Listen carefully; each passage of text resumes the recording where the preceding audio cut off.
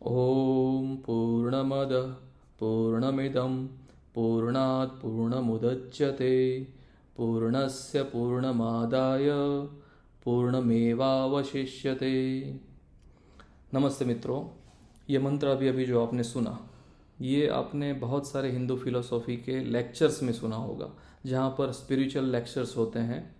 प्रार्थनाओं में भी अक्सर कहाँ कहाँ सुना जाता है, लेकिन ज़्यादातर जो विद्वान लोग होते हैं, जहाँ शास्त्रार्थ चलता है, यहाँ जहाँ कुछ विद्वानों की सभा होती है, वहाँ बहुत सारे विद्वान अपने लेक्चर्स को स्टार्ट करने पहले ये मंत्र का गान करते हैं। आज हम इसी मंत्र के ऊपर विवेचन करने वाले हैं। ये मंत्र ईशावास्य उपनिषद जो है, ईशावास्य उपनिषद, उसका शांति पाठ है। और यह मंत्र हमें बृहदारण्यक उपनिषद जो है, उसके 5वें अध्याय में भी यह मंत्र पाया जाता है।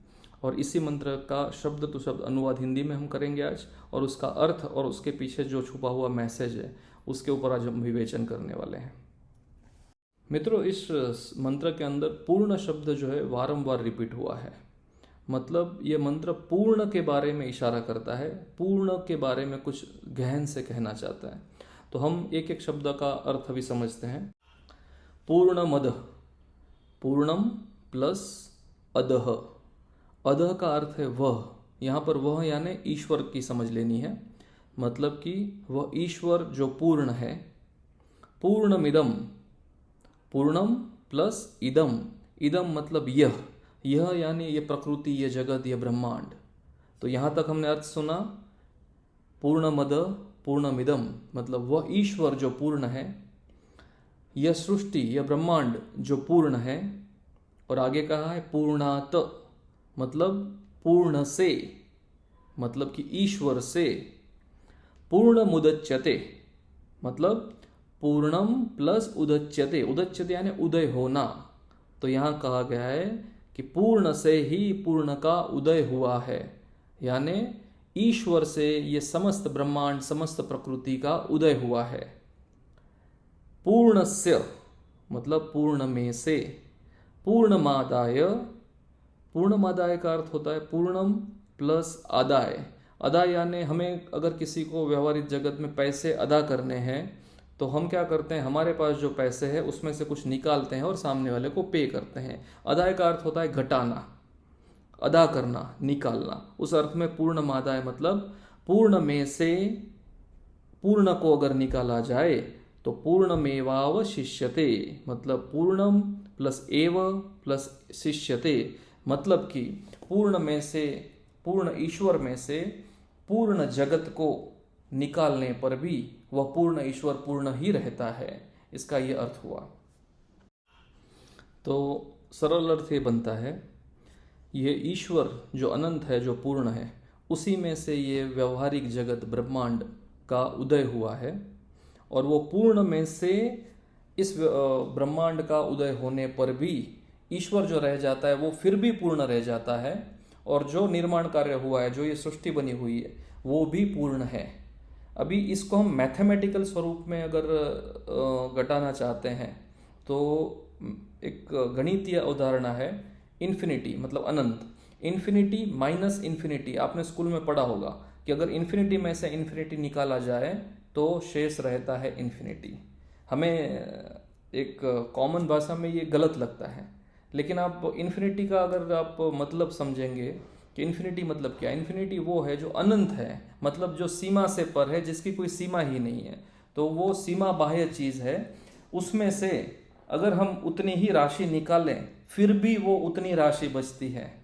तो इस तरह से कल्पना करके आप देखिए, आपने स्कूलों में पढ़ा होगा infinity minus infinity is equal to infinity.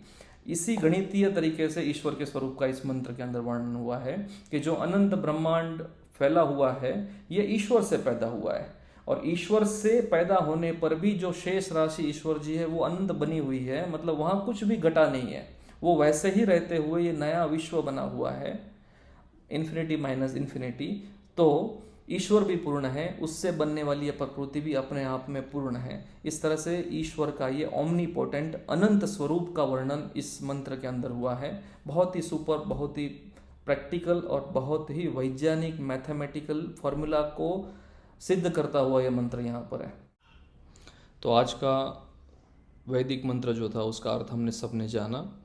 और आज मैं दर्शक मित्रों को ये निवेदन करना चाहता हूँ कि जो कुछ मैं वीडियोस बनाता हूँ हमारे वैदिक मंत्रों के ऊपर, उस पर कहाँ पर भी आपको ये लगता है कि मेरे से अर्थ करने में, अनुवाद करने में कुछ त्रुटि हो गई है, तो आप बेझिझक नीचे कमेंट बॉक्स में कमेंट करके मुझे बता सकते हैं।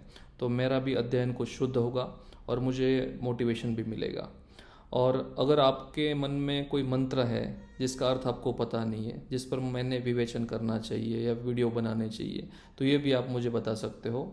हम सब मिलकर, मैं चाहता हूँ कि इस चैनल का उपयोग इस तरह से हो कि हमारे जो वैदिक धरोहर है हमारी, उसमें दिन प्रतिदिन हम जो छोटे छोटे मंत्र प्रार्थना में बोलते हैं, कहाँ हम सुनते हैं, तो न केवल हम वो सुने, उसका अर्थ भी अगर हम जानेंगे तो वो मंत्र बोलने में उसका अर्थ समझकर जो हमें आत्मीयता होगी, भाव होगी, और मंत्र के पीछे छुपा हुआ वैज्ञानिक दृष्टिकोण होगा, तो हमें बेहद गर्व की भावना अनुभव होती है। अपनी धरोहर से हमें एक प्रेम आता है।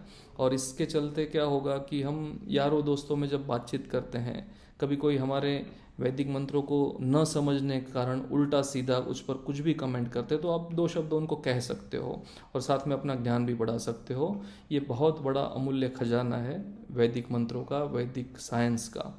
तो मैं कहना चाहूँगा कि कमेंट में आप मुझे बताते रहिए।